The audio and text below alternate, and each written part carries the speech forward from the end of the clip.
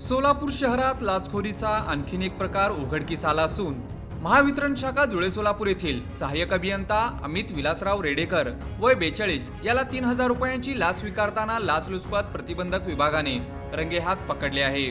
तक्रारदार हा solar system बसवण्याचे काम करीत असून जुळे सोलापूर येथील एका ग्राहकाच्या घरावर 3.5 किलोवॅट क्षमतेचे सोलार सिस्टम बसवण्यासाठी ऑनलाईन अर्ज करण्यात आला होता। या अर्जास मंजुरी देण्यासाठी आरोपी अभियंत्याने प्रति किलोवॅट 1,000 रुपये प्रमाणे 3,000 रुपयांची लाच मागितली।